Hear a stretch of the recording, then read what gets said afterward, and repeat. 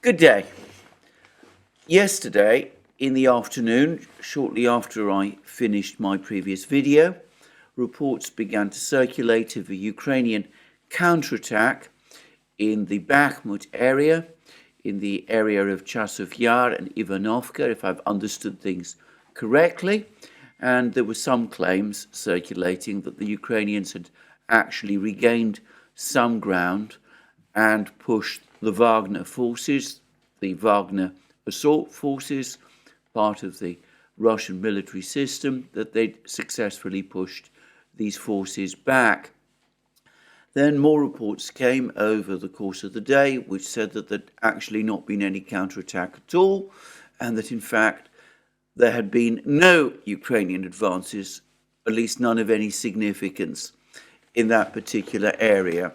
Well, as of the time of the making of this video, I'm not sure what is the case or not, but it does seem as if Ukraine has instead of withdrawing from Bakhmut, chosen instead to reinforce in Bakhmut.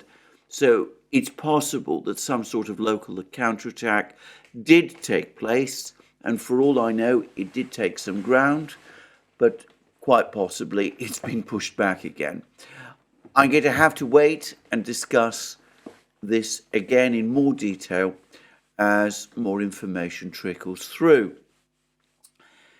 Anyway, all of that was overtaken by what seems to me to have been a much more important announcement a few hours later from no less a person than Yevgeny Prigozhin, the head of the Wagner organization. And he announced that Paraskovievka, this village that has been fought over in north of Bakhmut, near Krasnaya Gora, which was captured by the Wagner group a few days ago, that Paraskovievka has now also been fully captured by the Wagner group and is therefore now entirely under Russian control. And there have been more reports since then of the Russians pushing forward further from Paraskovievka, driving on towards the next villages or small settlements in the area with the intention of capturing them and tightening the vice that they are gradually developing around Bakhmut. Now, I should say that in my experience, when Prigozhin announces that some particular place has been captured, it invariably has been. So I would regard Prigozhin's claim that Paraskovievka is captured as almost certainly correct. And I would also say that some photographs have circulated which appear to show Wagner assault troops in Paraskovievka, suggesting that they have indeed successfully captured the village. Having said that, it's not so far been confirmed by the Russian Ministry of Defense. And by the way, it hasn't been confirmed by the Ukrainians either.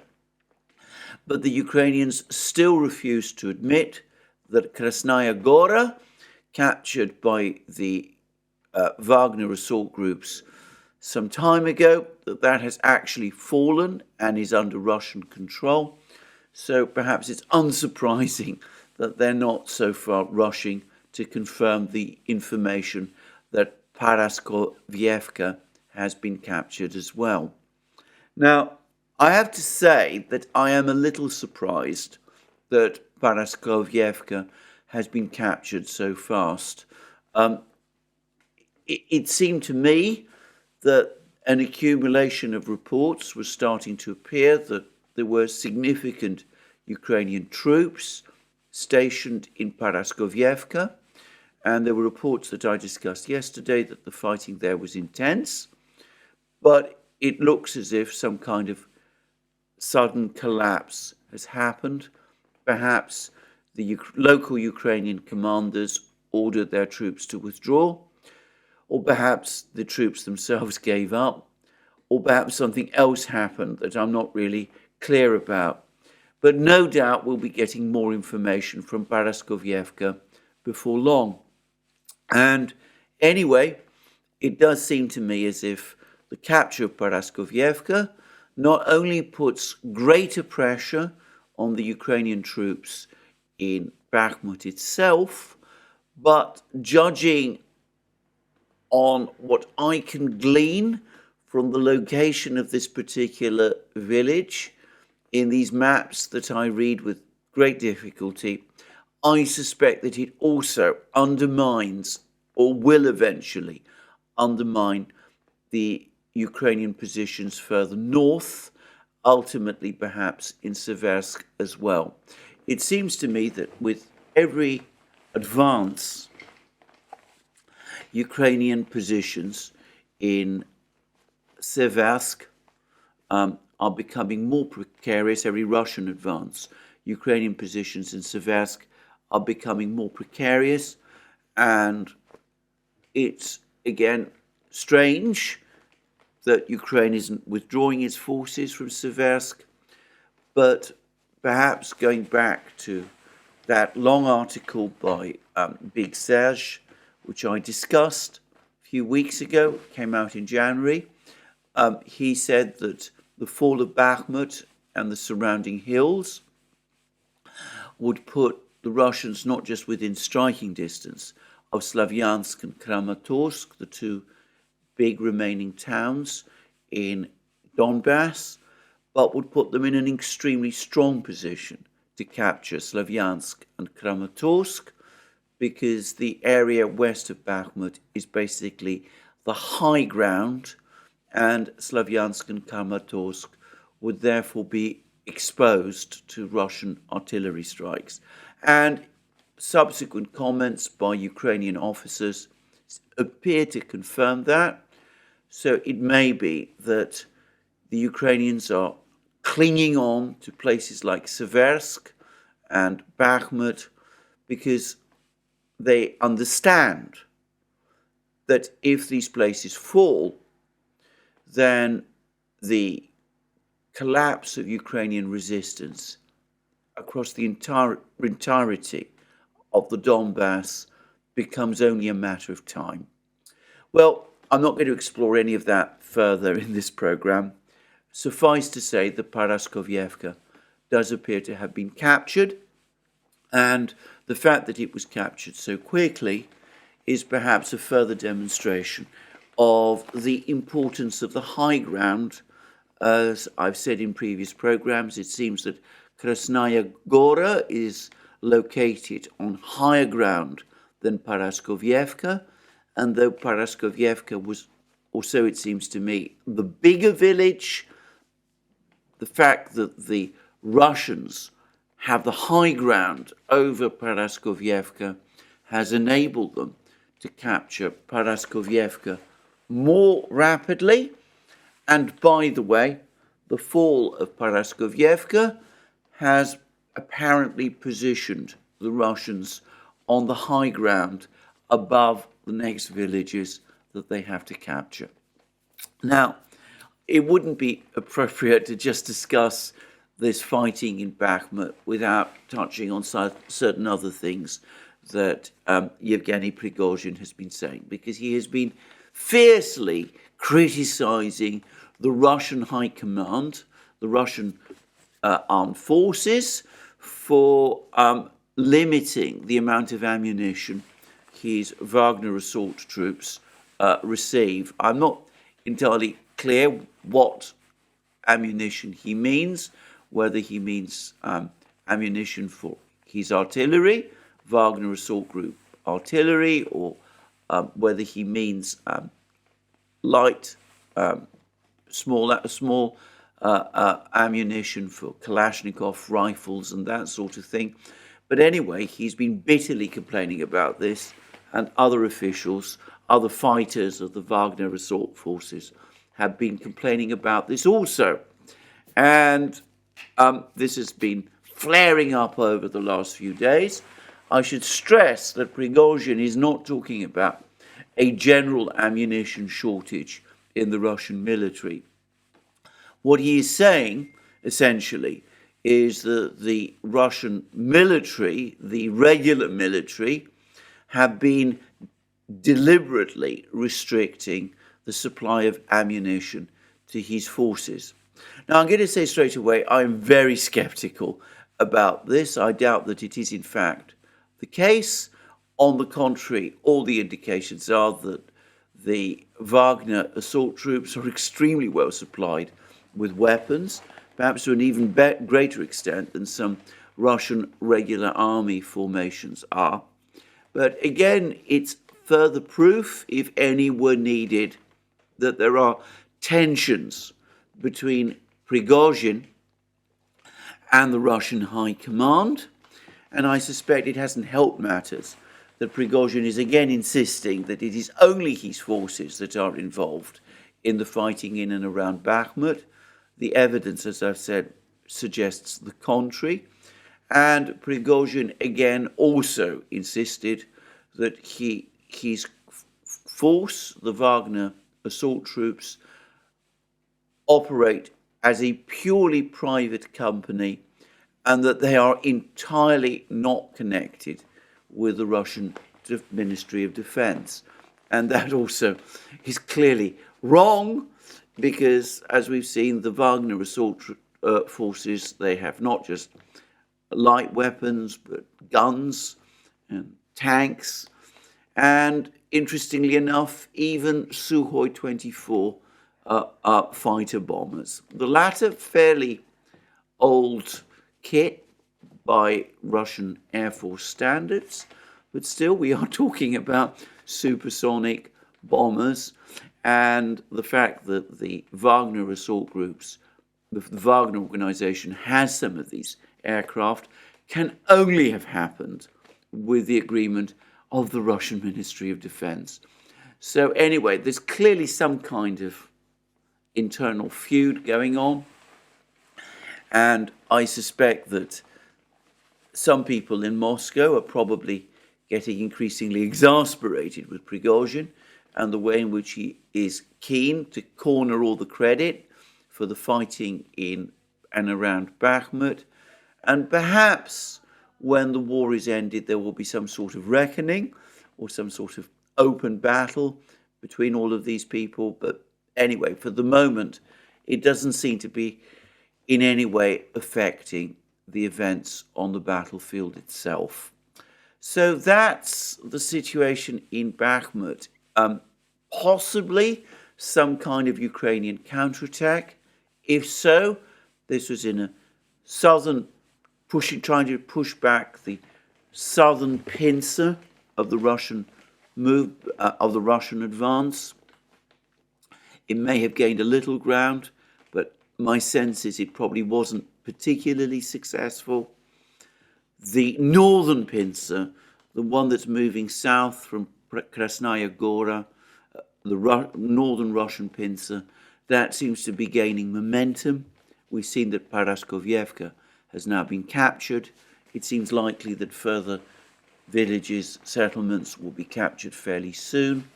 The Russians seem to be pushing forward, and clearly their intention is not just to encircle Bakhmut and its garrison, but my sense is that the plan now is definitely to try to encircle more Ukrainian troops stationed west of Bakhmut and trying to support the garrison that is located there.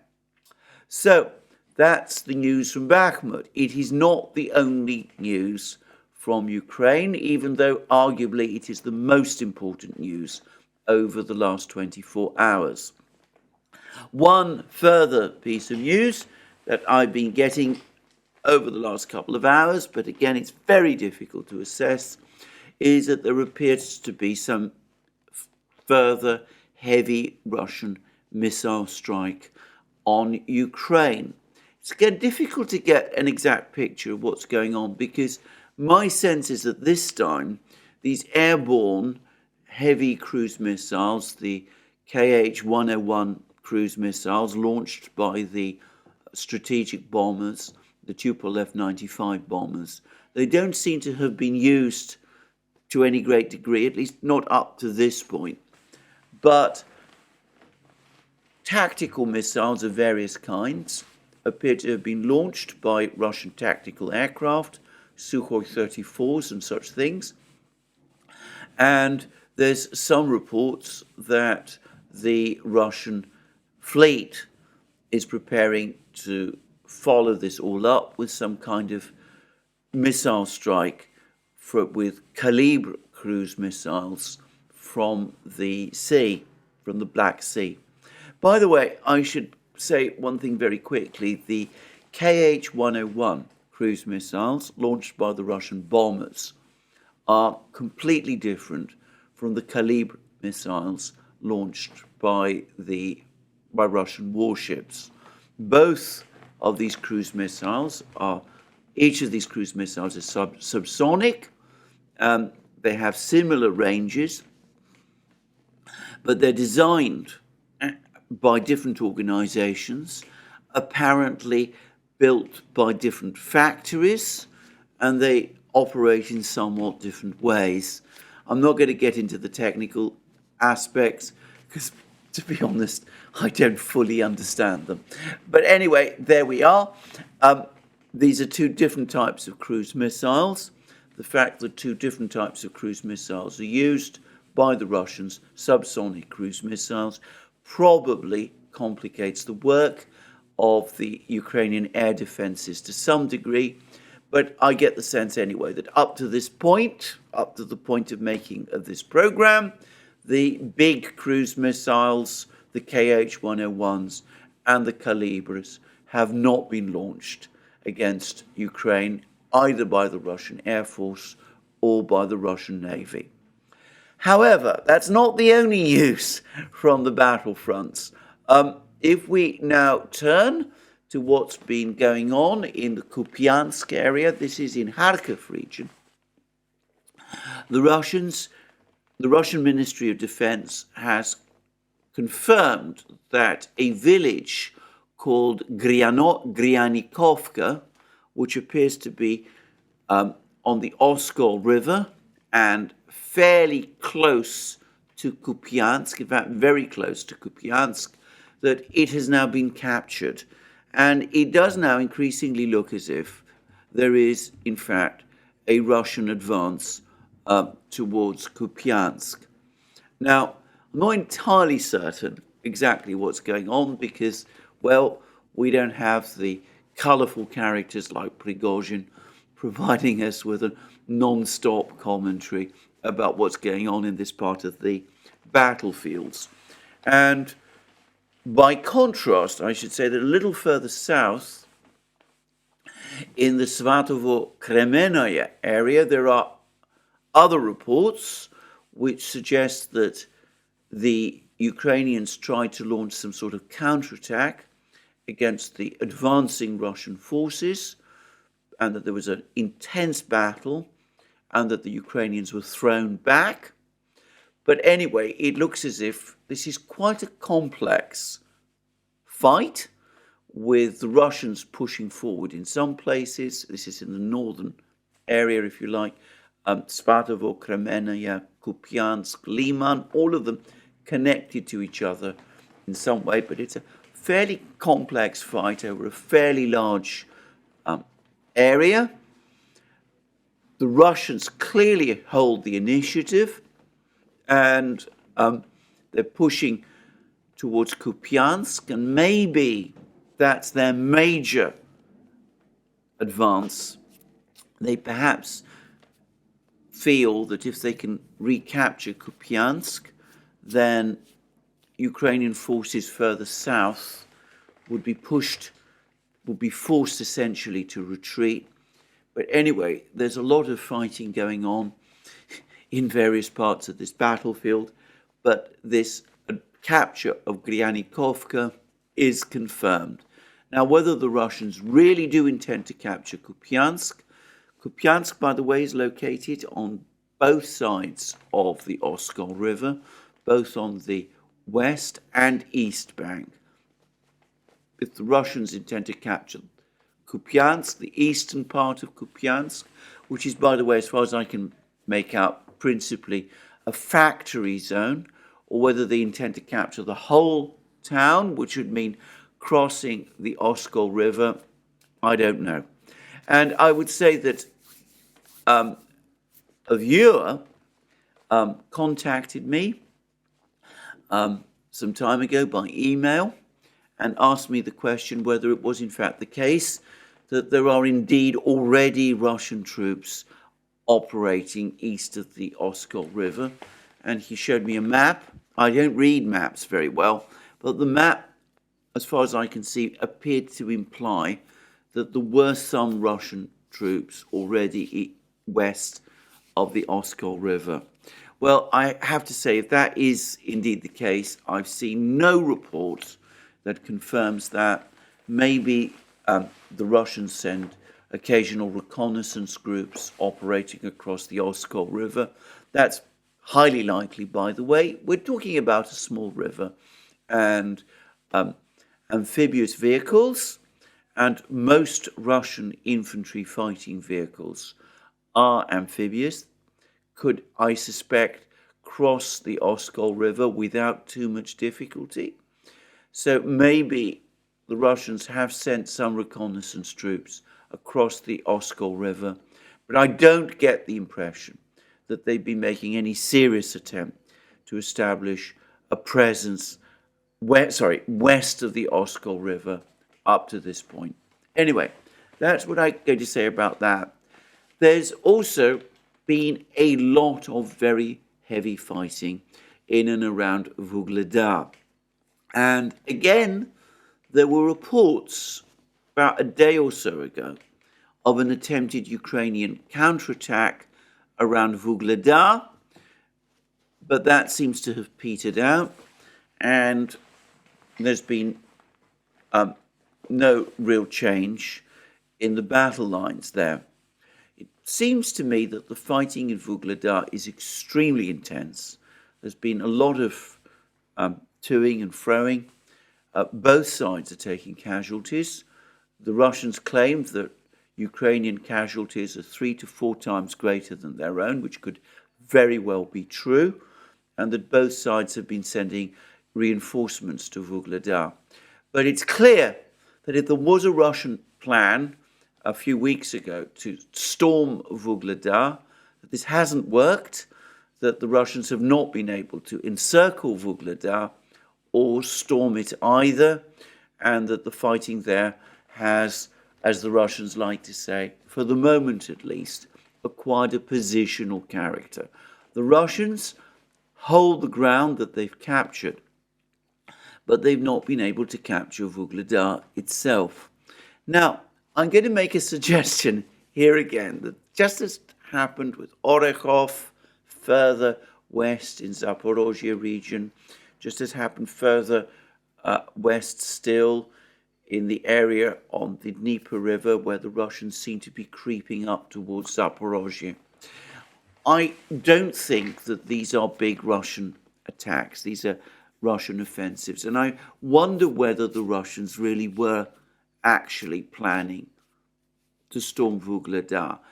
Perhaps they said to themselves, well, if Ukrainian forces collapse here, it won't be too much of a problem. In that case, we can take Vuhledar. But I wonder whether that was actually the full plan. And I say that because I've been looking at the Russian forces that have been committed to the Battle of Vuhledar.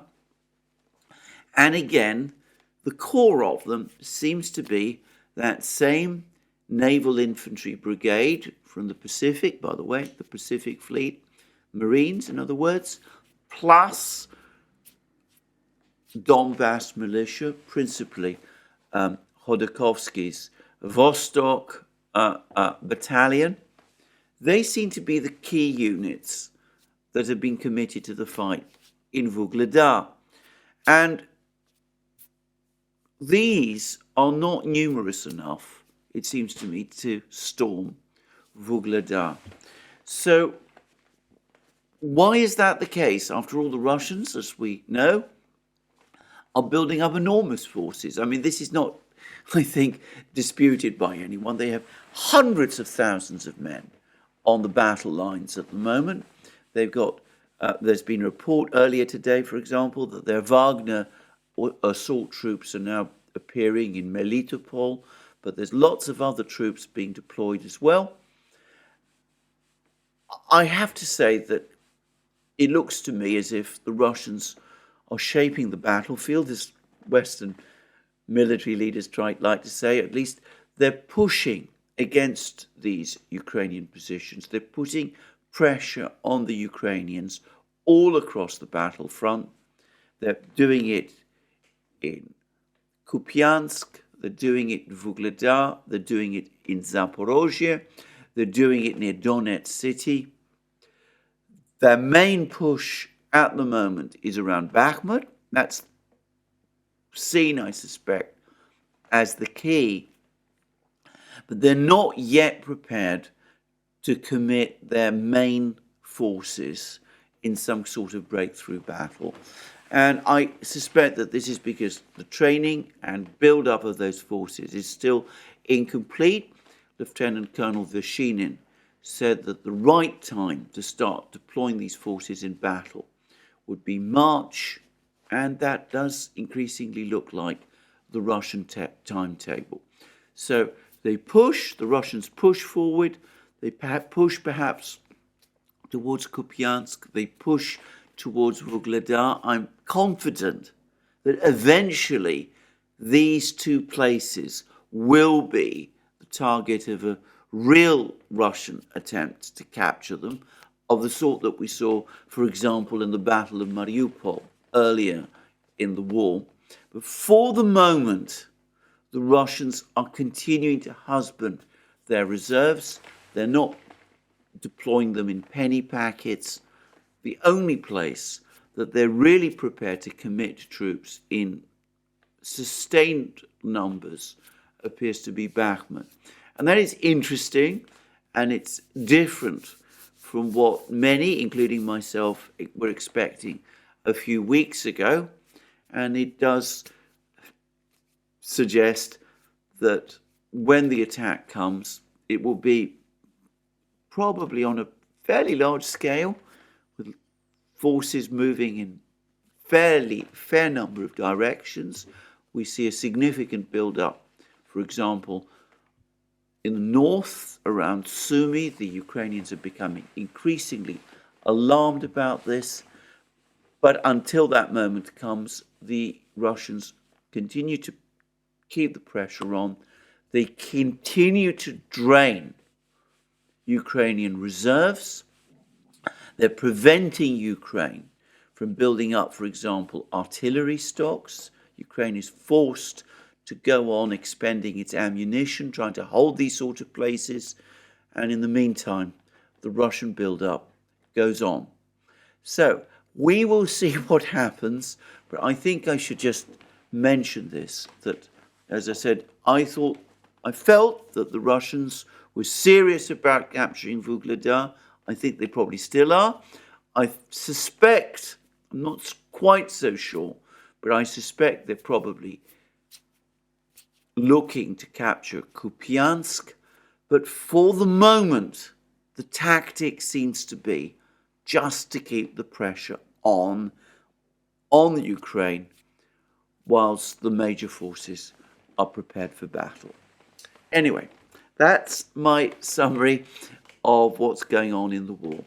Now, alongside all of these events on the battlefronts, we have meetings going on.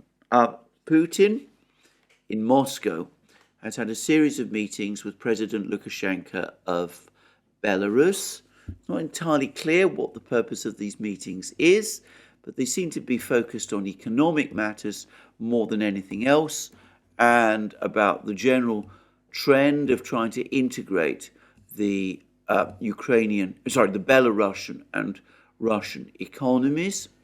And I have to say that it does seem to me that perhaps the trend now is clearer towards an eventual full integration of Belarus and Russia. Perhaps we're slowly, gradually edging towards a movement towards full union. Anyway, we will see.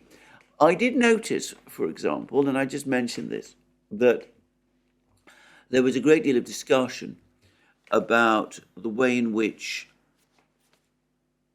Belarus has preserved a lot of its Soviet legacy industries, its microelectronics industries, its truck industries, its possible other industries as well.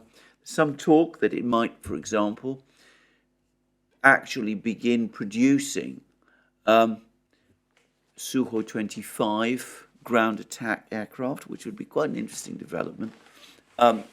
Russia itself doesn't build these aircraft anymore. But anyway,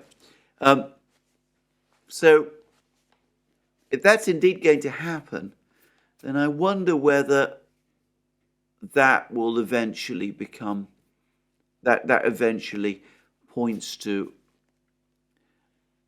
a more complete union than what we've seen up to now. In other words, not so much a confederal arrangement between these countries, but rather something more like a merger into a single country, which of course most people would say would be an effective absorption of Belarus into Russia. Of course, if that happens, and Lukashenko has denied this, that is the plan in the past, but if that is indeed what does eventually happen, it will ring alarm bells in Poland and in the West, but who knows. Anyway, that's one meeting, but the other meetings or set of meetings that have been taking place are the ones in Munich, and we now have the Munich Security Conference well underway. Alex Christoforou and I discussed it on the Duran. You can see the program. And I have to say that the mood is much more somber this year than it was last. Now, I'm going to focus for the moment on things that have been said by three participants. One is Ben Wallace, who is the British Defence Secretary. Now, he's given a long interview to the Financial Times, which I'm not going to cover because it's nearly all of it the usual propaganda tropes. Russia is only advancing by meters rather than kilometers. A meaningless comment, and one that discounts the capture of places like Paraskovievka and Granikovka and all of these places. As I said, meters can matter. And anyway, it doesn't look as if that's even true. But perhaps the most interesting comments, again, were the ones that he made towards the end of this interview. He said that the challenge for Ukrainian forces to be precise in their use of weaponry and continue fighting using Western methods. Western methods. Do you need 100 artillery shells to blow up a Russian position, or just 5? If you can be accurate, you don't need 100 shells. Well, that's what he actually said. Now, I have to say, a year ago, before the war began, when I knew far less about war and fighting and battles, I might have been rather impressed by that kind of statement. Now I see it for what I think it indisputably is. A further admission, if any were needed, that the West has lost the artillery war. That the Russians are always going to have many more shells than the West can ever supply to Ukraine, and that it's really a hopeless exercise trying to keep up with Russian artillery volumes. The West simply lacks the industrial and logistical infrastructure to produce the necessary number of shells to match those that Russia produces. So that's, it seems to me, what Ben Wallace is essentially saying.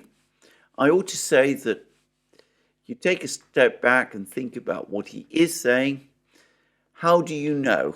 How can you ever be sure, if you're attacking a particular target, that 5 shells are going to be enough? Perhaps you really do need 100. And, well, you might sometimes need 5 shells for one particular Russian position. But it's clear that in order to make progress on the kind of battlefields that we see in Ukraine, you need hundreds and hundreds of shells hitting enemy positions almost continuously, saturating the battlefield in the way that the Russians have been doing, and that ultimately is decisive in this war. Note also, by the way, the reference to Ukraine using Western methods. In other words, to avoid attrition. But of course, the Ukrainians are still engaging the Russians in what is in effect attrition. Attrition in Bakhmut, attrition in Vuhledar, attrition in the Kupiansk, Svatovo, Kremenaya area. Perhaps they have no choice. Perhaps these Western methods don't work in this sort of war.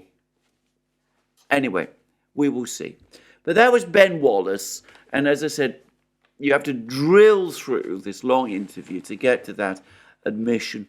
But if you do, well, it is there. The most interesting speech is Zelensky gave a speech. Again, I found it much more somber than the speech he gave last year. He didn't talk about nuclear weapons this time. He wasn't, by the way, dressed in a suit and tie. He was back in his trademark camouflage. It's all a virtual speech, by the way. But anyway, I didn't think he said anything that was remotely interesting. But there were speeches from Scholz and Macron that were, up to a point, interesting. Now, Scholz's speech was basically, came across to me as a whine that Germany was persuaded to supply tanks to Ukraine. Pressure was put on it to do so by all its NATO allies. And Germany was led to think that if it supplied tanks, Leopard 2 tanks specifically, then its various NATO allies would do the same. And of course, they haven't done so. And Scholz is extremely unhappy about that. And he went out of his way to make that clear. But it doesn't seem as if all these comments that Scholz is making are indeed going to result in many more Leopard 2 tanks. The Finns, by the way, seem to have discounted the idea that they will supply any Leopard 2 tanks. They need all their Leopards, apparently, to protect themselves because they've got this long border with Russia. And they can't really part with any tanks, or at least if they do, it'll be very few. Well, perhaps they should have made this clear to the Germans before they led Scholz and Germany up the garden path of supplying tanks. But anyway, that was Scholz, an interesting speech in a way, and it did show that there are tensions beneath the surface. He's clearly unhappy, still nursing his grievances over the tank affair. And I wonder whether it's only ultimately tanks that are making him cross, whether he's also irritated, at some level at least, about the Nord Stream affair. I will come back to that shortly. But then perhaps the most interesting speech of all was made by Emmanuel Macron. Now, this is a very curious speech because Macron has tried to project himself at various times, both as the most hardline militant supporter of Ukraine and simultaneously as the great conciliator, the person who is going to reach out to Putin, who's going to broker the great compromise, the Talleyrand, if you like, of today's European diplomacy. What he's actually done by trying to fulfill this role is that he's made himself distrusted and disliked by on every side. I think the Russians in particular, to an extent that he perhaps doesn't fully understand, have become deeply frustrated by him and deeply exasperated by him. They see him as somebody who comes along, talks a good or big talk, and then goes away and does essentially the opposite of what he says. And I think the Russians, frankly, have lost whatever trust or respect for Macron that he might once have had. But that doesn't change the fact that Macron did make certain fairly interesting points. Now, I'm not going to go directly to his speech. There's a good summary of it in The Guardian of all places by Patrick Winter, and I will read what he said there, what Patrick Winter says that Macron said.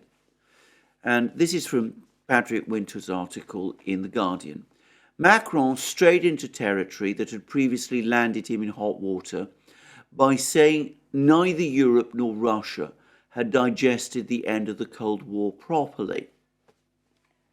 Insisting he was not providing a justification for Russia's aggression, he argued the West simply could not escape the challenge of finding a way to deal with a largely unreconstructed Russia or its people.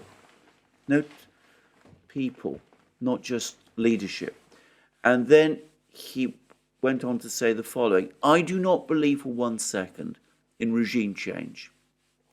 When I hear a lot of people advocating for regime change, I would just ask them for which change, who is next, and how do you implement it?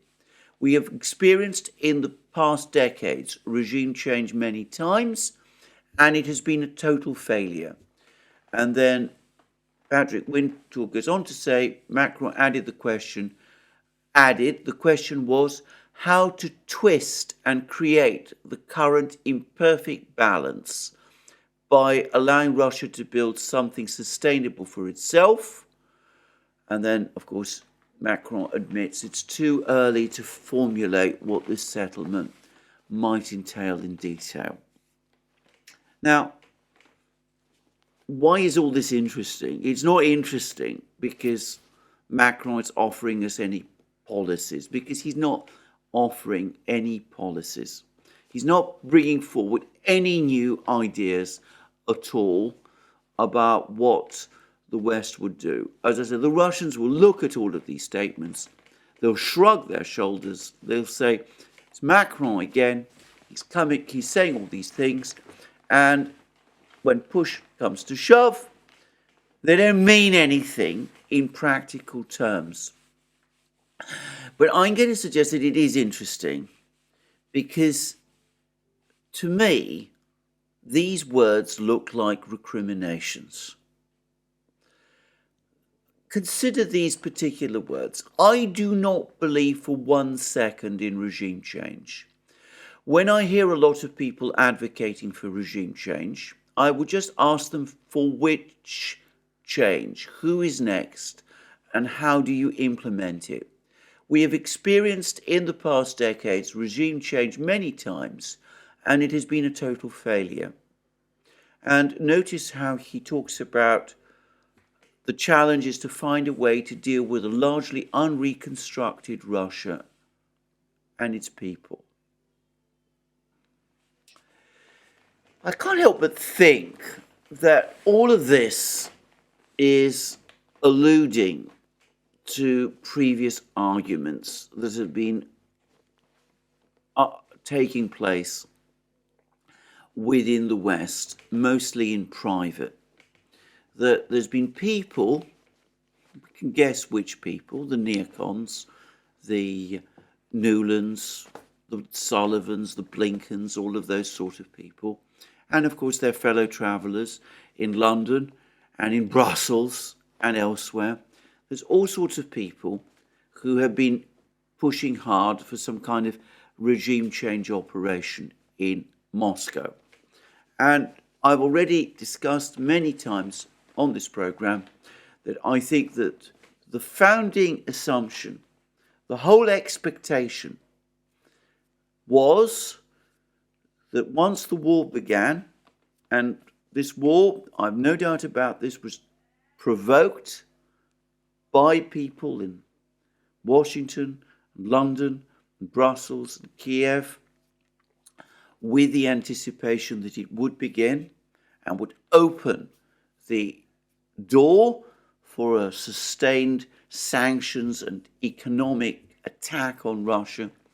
Well, I think that there were lots of discussions about all of this going on, and it was quite clear all along that the objective was regime change. The idea was impose massive sanctions on the Russians, cut them off from SWIFT, the nuclear weapon as it was called, freeze their central bank reserves.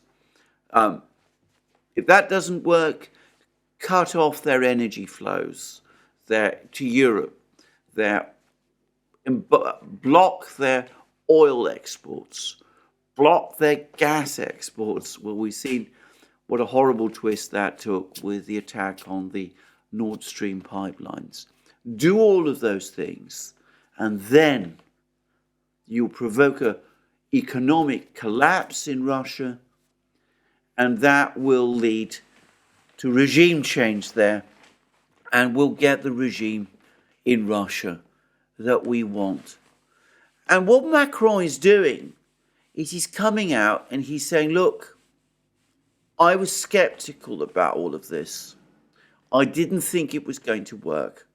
Everybody was talking about doing this, a year ago, probably a year ago at the Munich Security Conference. There were probably discussions to this effect going on then. I can remember that I personally remember that Munich Security Conference very well. I've discussed in the past how intoxicated some of the leaders seemed to be that finally, with Trump gone, with Obama also gone, he was clearly also skeptical about some of these ideas. With all of those people gone, finally we have an administration with Biden in the White House that's prepared to launch this full frontal attack on Russia, economic attack on Russia, and we're going to achieve this regime change. And what Macron is now saying is we had all those discussions a year ago and before, and it hasn't happened. It didn't work.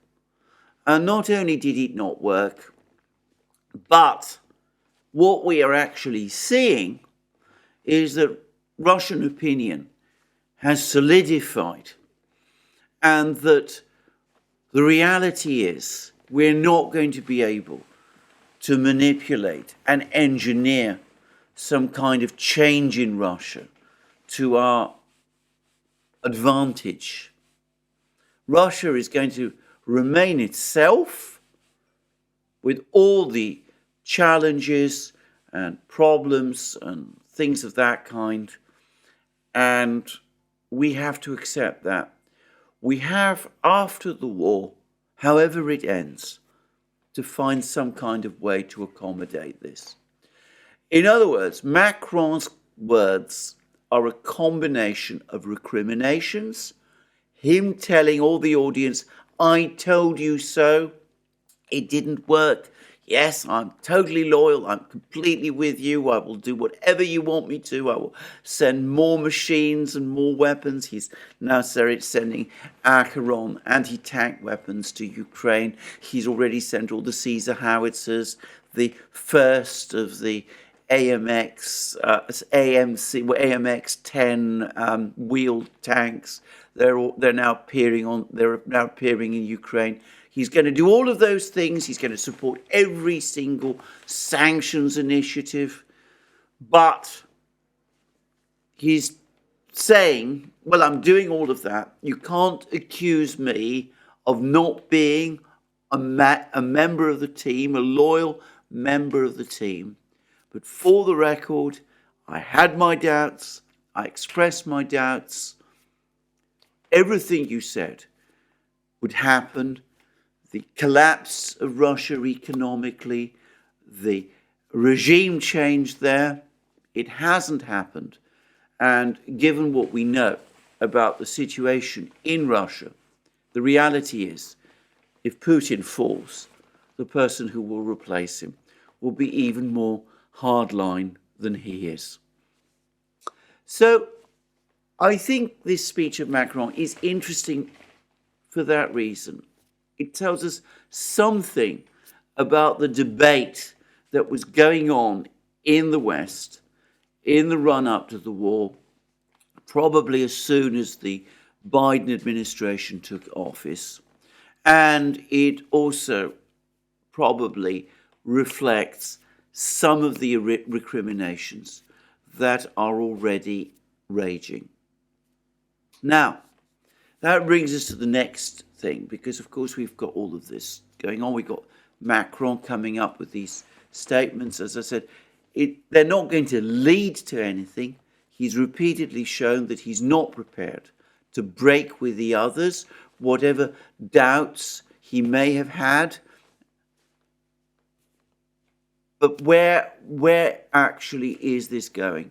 Now, there's been an interesting article in Responsible Statecraft by Ted Snyder, an interesting and sensible commentator, by the way, and he's talking about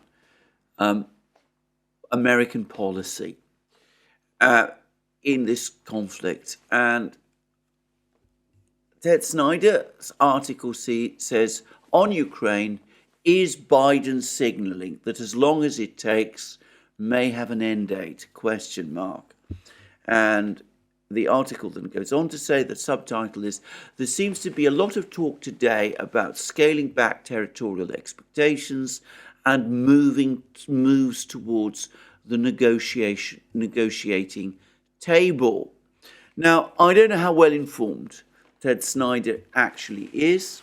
I don't know how plugged into discussions in Washington the Quincy Institute, which owns Responsible Statecraft, actually is. But for what it's worth, this is what Ted Snyder says. And I suspect that this is correct, because I do think that it almost certainly does reflect the debate within the administration, and not just the administration, but the US government that is actually taking place.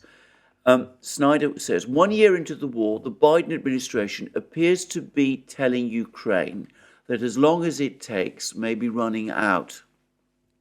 1 week after the State of the Union address, this is the one in which Biden again used the formula, as long as it takes. And just to continue with Snyder, the Washington Post quoted a senior administration official as saying that we will continue to try to impress upon them that we can't do anything and everything forever. The senior officials said continue because in January, CIA Director William Burns met secretly with Ukrainian President Zelensky and told him, according to a Washington Post account, that at some point assistance would be harder to come by. People familiar with the meeting said Zelensky walked away from the meeting with the impression that he could rely on US assistance through the summer, but that he was less certain about the prospects of Congress passing another multi-billion-dollar supplemental assistance package as it did last spring. Now, can I reiterate again, I don't actually think this is the problem. Mitch McConnell is going around telling everybody that, in fact, the US needs to continue to supply every conceivable weapon to Ukraine. This is clearly an internal battle now going on within the Republican Party. McConnell is trying to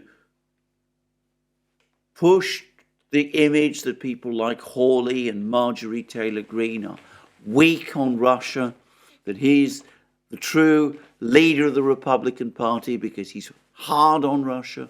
But anyway, suffice to say, I think that there are still the votes in Congress to pass multi-billion-dollar aid packages.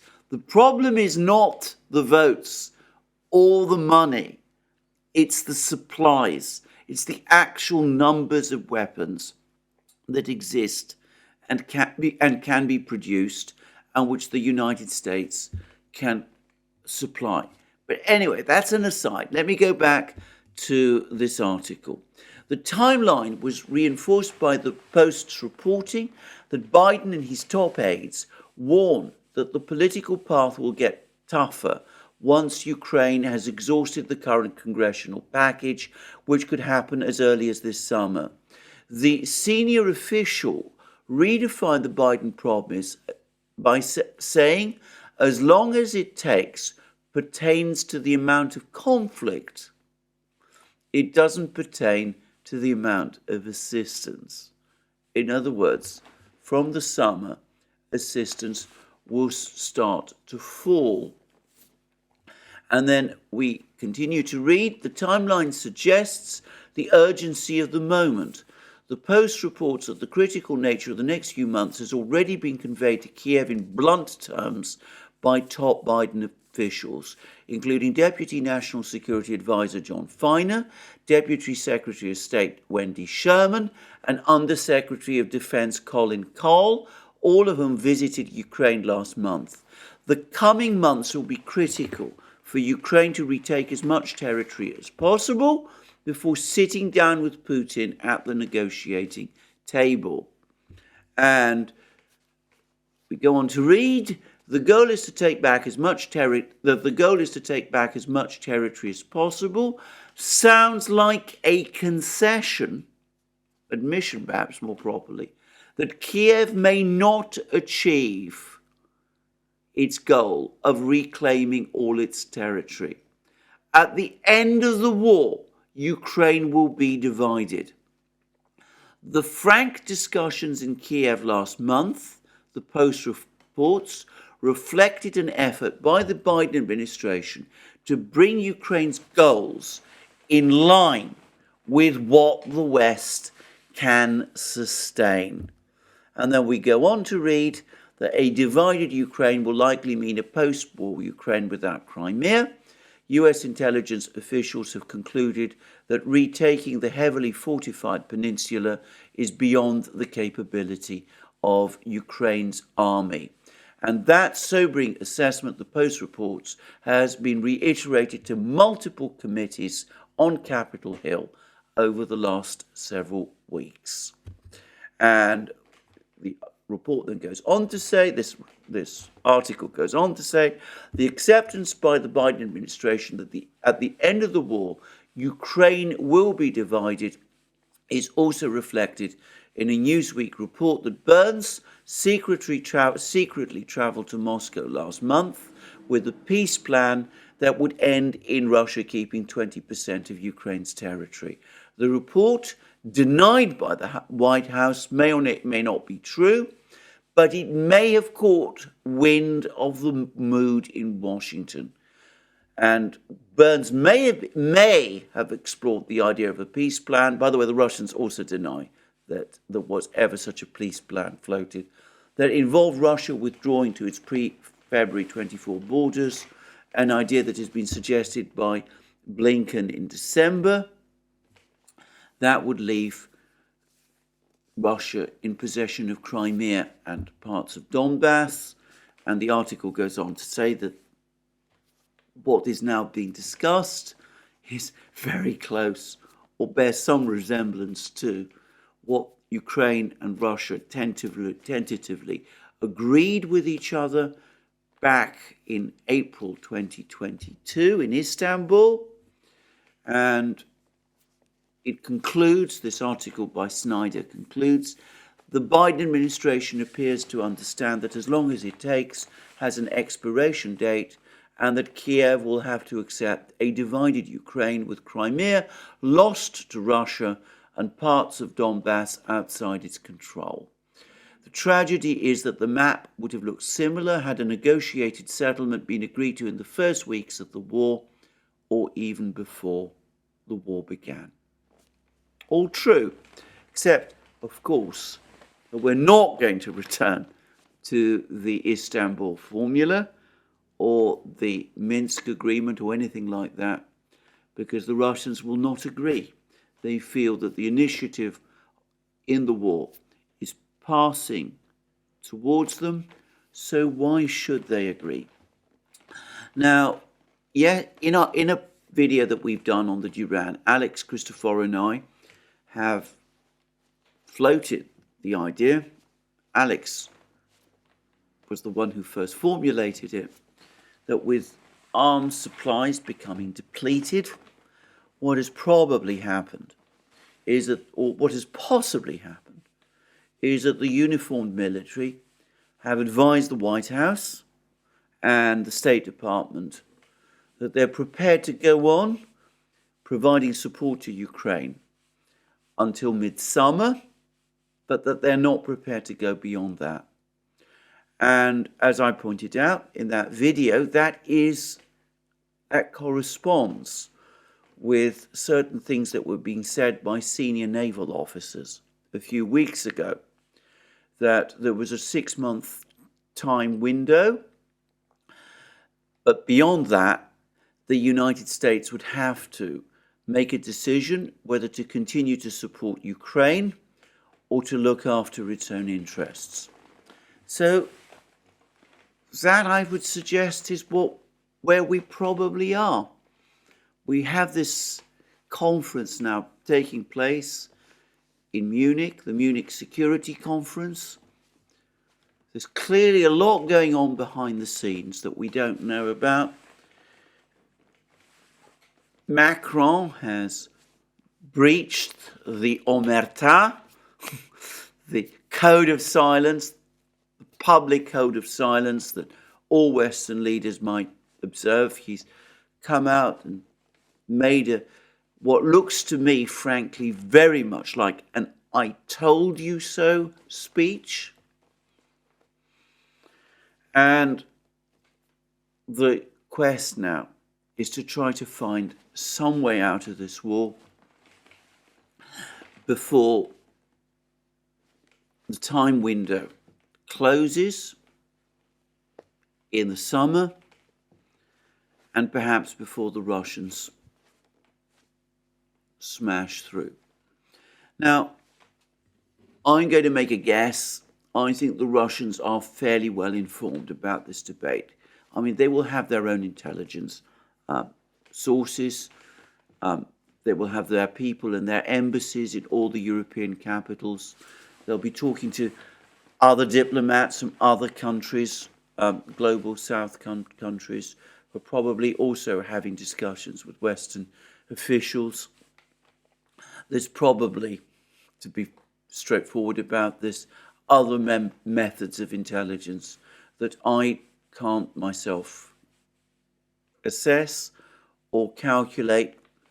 So I suspect that the Russians probably have caught wind of something, of some of all of this, and they probably realize that there is now a closing time window left, and perhaps that's also making them say to themselves, well, there's no special need for us to hurry.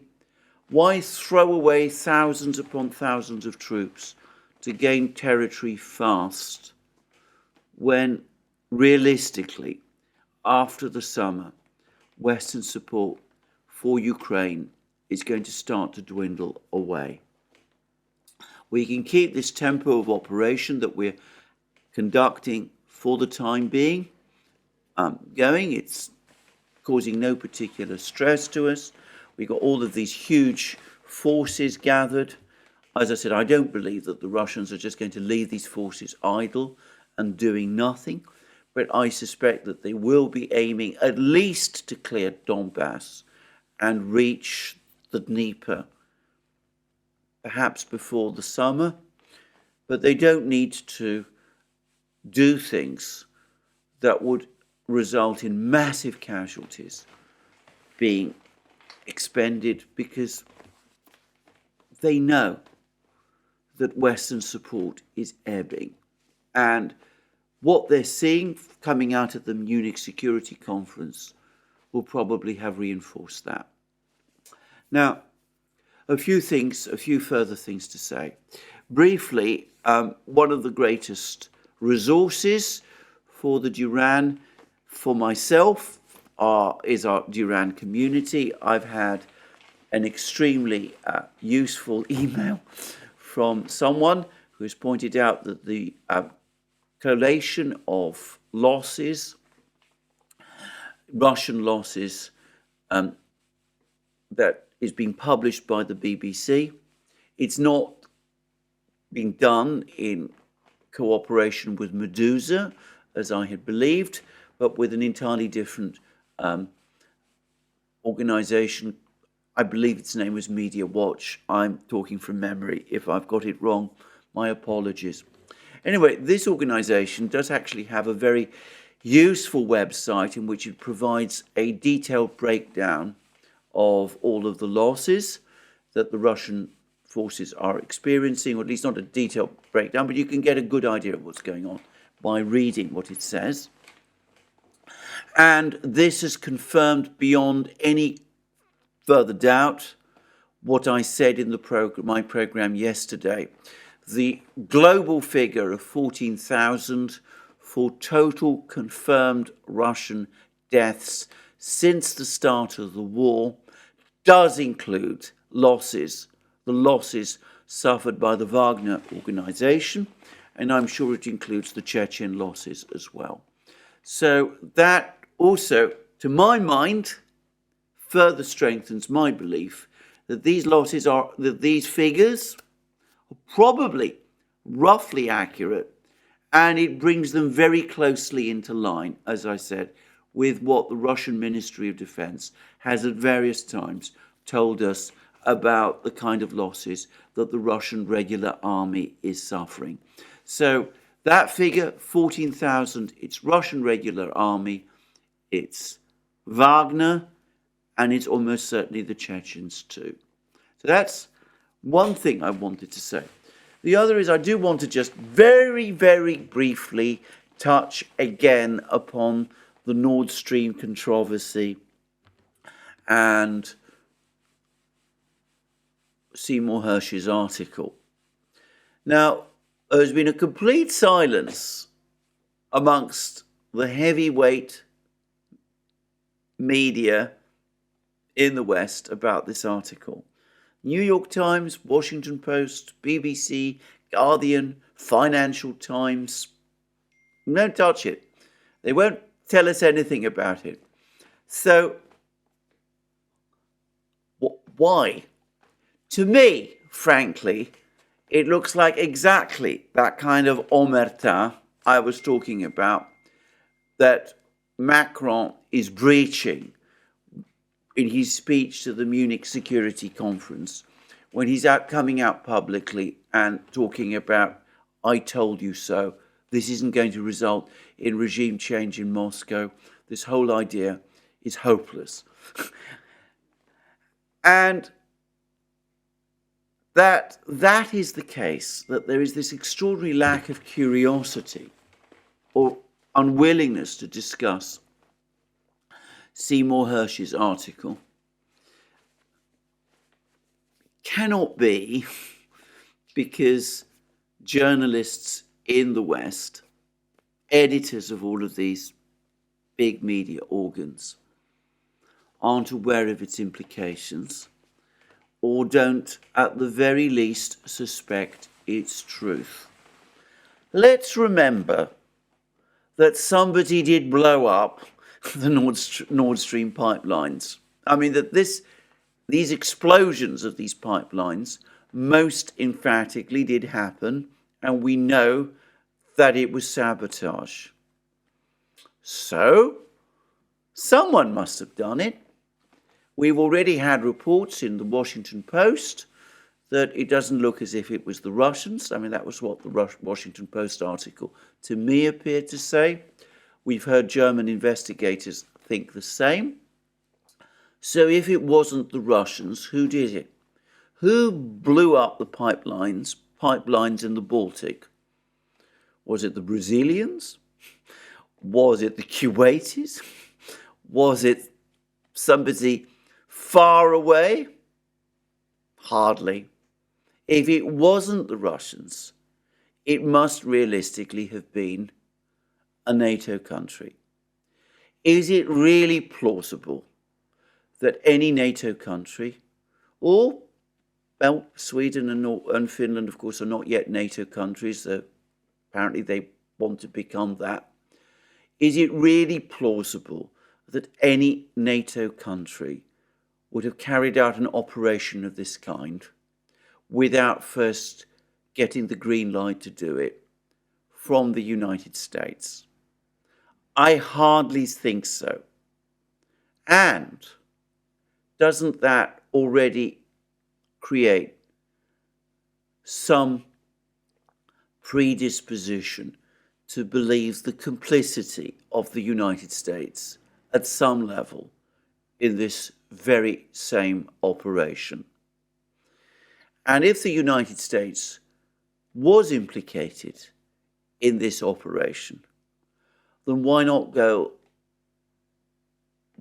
take the full road and accept the logic that logic tells us that the story that Seymour Hersh is giving is true? I say all of this because this unwillingness of the media in the West to discuss this story shows to me that deep down, perhaps not so deep down, that fundamentally they must know it is true.